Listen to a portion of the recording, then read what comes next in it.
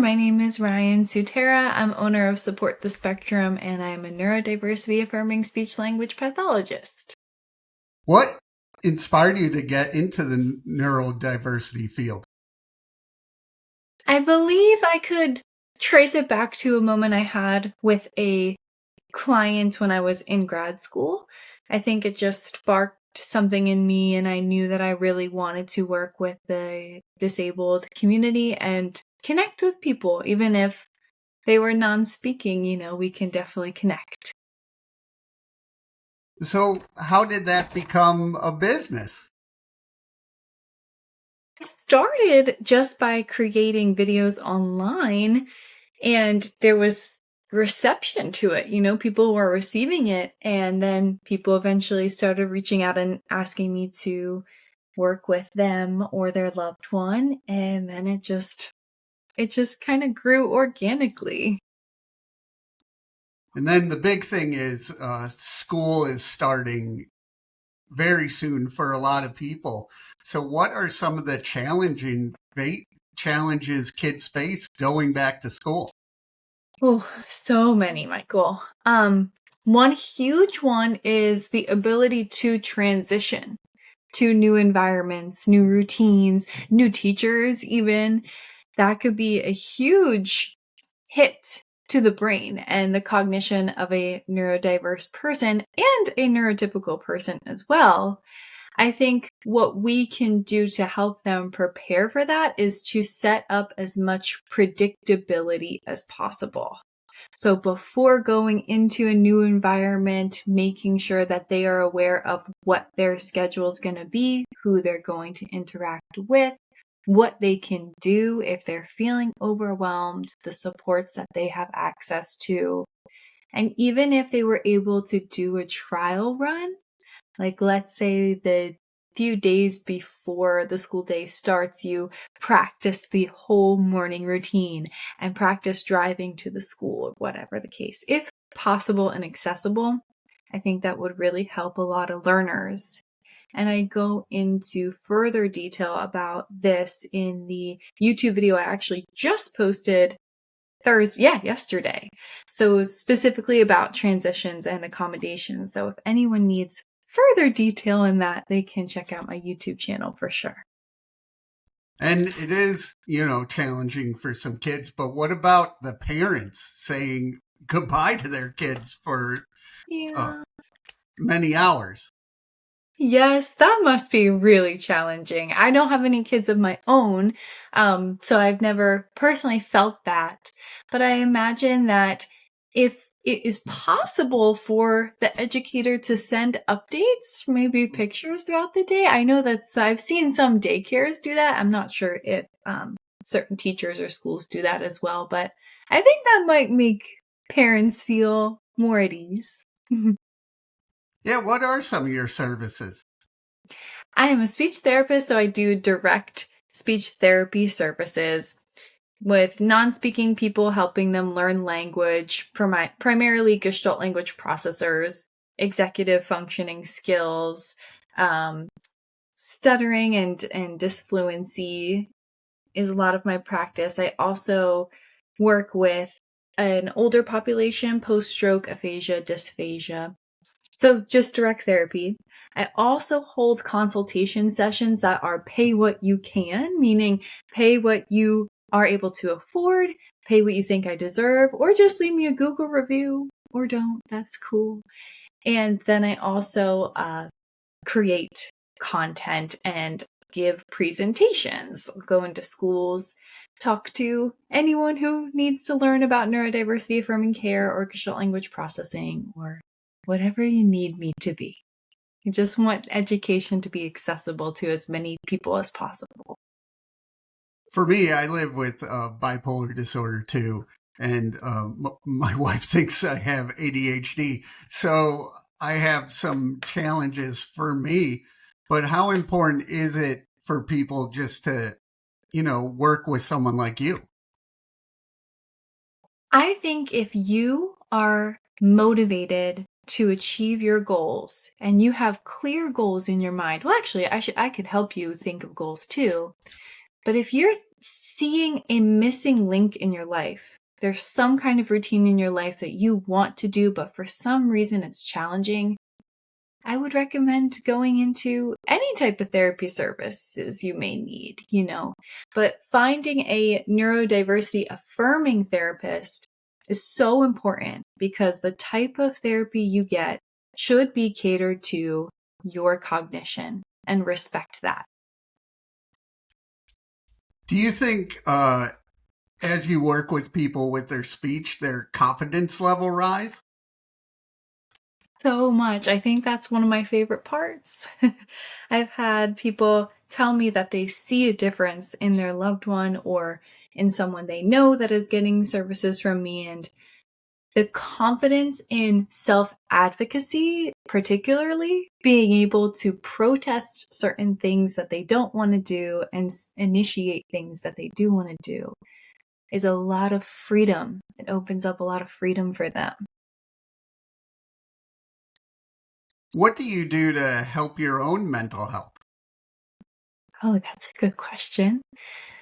I use sensory regulation strategies, sensory activation strategies. So if I'm feeling overwhelmed, I try to turn on as many of my senses in preferred ways as possible.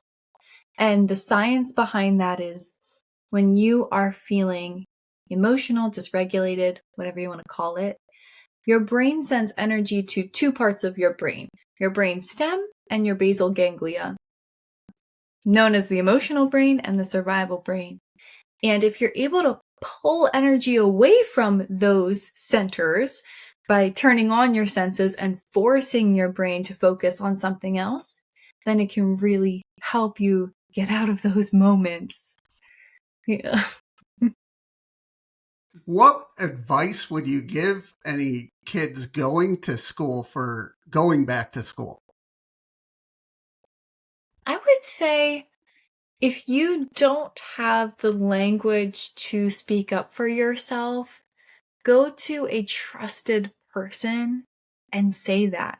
Say, I know I'm feeling this, but I don't know how to defend myself, express it, or get what I need throughout the day.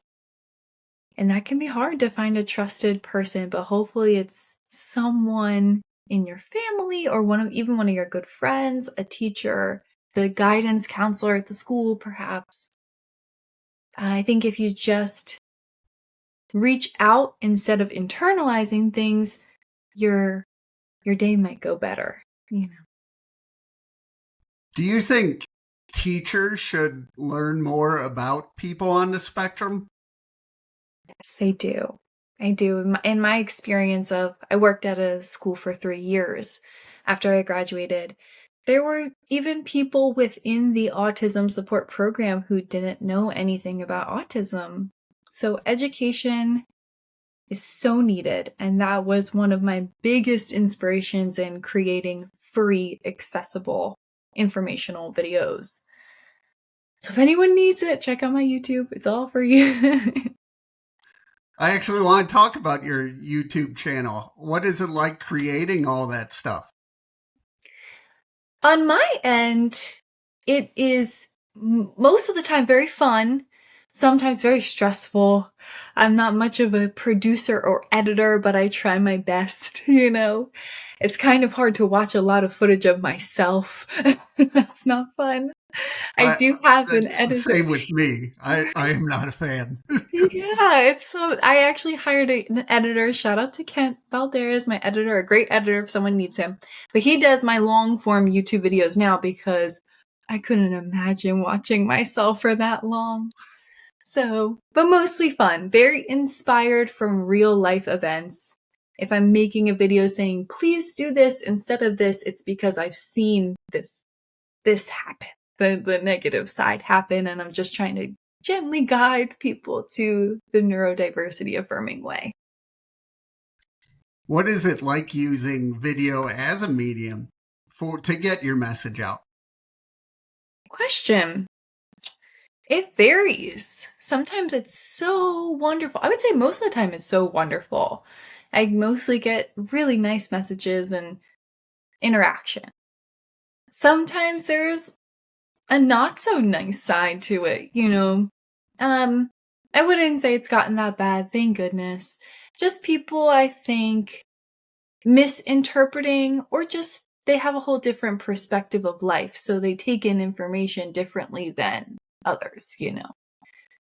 I really don't see that as a negative so much so as just part of it, you know, just part of it. Being misunderstood is kind of an art in a way, because somebody absorbed your media and interpreted it in an entirely different way than you meant it. And that's kind of like art. You can see an art piece and just think of it completely differently than maybe the artist intended it to be, or another person would perceive it.